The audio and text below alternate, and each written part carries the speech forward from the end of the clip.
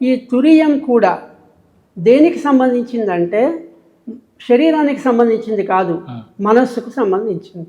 ఈ మనస్సుకు సంబంధించిన తురియాన్ని మనం అనుభవించాలంటే ముందు మనకు ప్రపంచం కనబడొద్దు, శరీరం కనబడొద్దు, నిద్ర కావద్దు, కలలు కనడం కావద్దు, మేల్కోవడం కావద్దు. అయితే మేల్కోవడం అంటే కళ్ళు తెరిస్తే మేల్కున్నట్టు, కనుక కళ్ళు మూసుకుంటాం. ఇక స్వప్నాలు నిద్ర అనేది పడుకుంటే వస్తుంది. మనకు చిన్నప్పటి నుంచి కళ్ళు మూసుకొని పడుకుంటే నిద్రలోకి జారుకుంటాం, అప్పుడు ఇక ఏవి ఉండవు. ఇప్పుడు పడుకోలేదు, కూర్చున్నాము, కళ్ళు మూసుకున్నాము. కళ్ళు మూసుకుంటే ఏమవుతుందంటే నీకు ప్రపంచం ఏమీ కనబడదు, భౌతికంగా కనబడదు. నేను ఊహించుకోవాలి, ఓహో ఇవాళ రికార్డింగ్ చేయడానికి వచ్చారు, వీళ్ళొచ్చారు, ముగ్గురు కూర్చున్నారని నేను ఊహించుకుంటా.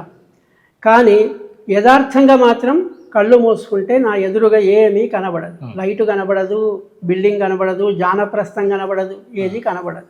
తరువాత నా శరీరం కూడా కనబడదు. నేను ఏ డ్రెస్ వేసుకున్నాను, నేను ఎలా ఉన్నాను అనేది నా శరీరం కూడా నాకు కనబడదు. రెండు అయిపోయినాయి. అంటే ప్రపంచము కనబడకుండా అయింది, శరీరము కనబడకుండా అయింది. ఇక లోపల మనం కళ్ళు మూసుకొని లోపలి శరీరం చూడడానికి ప్రయత్నం చేసినాం అనుకోండి, మన శరీరం లోపల తెలుసు, కడుపు ఉంది, గుండెకాయ ఉంది, ఊపిరితిత్తులు ఉన్నాయి, మూత్రపిండాలు ఉన్నాయి, రక్తము, మలము, మాంసము ఇవన్నీ ఉన్నాయి, ఎముకలు. ఇవన్నీ కూడా మనం ఎంత ట్రై చేసి గట్టిగా కళ్ళు మూసుకొని లోపలికి చూస్తే మన శరీరం ఏమాత్రం, లోపలి శరీరం ఏమీ కనబడదు, నరాలు కండరాలు ఏమీ కనబడవు. అంటే బయట శరీరం లేదు, లోపలి శరీరం లేదు, ప్రపంచము లేదు.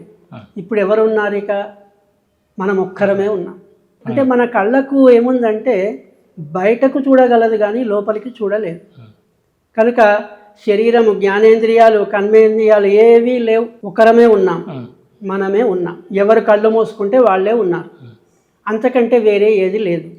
దాన్నే మనస్సు అంటావా, ఆత్మ అంటావా, ఆనందం అంటావా, ఏమంటావో అదే ఉంది.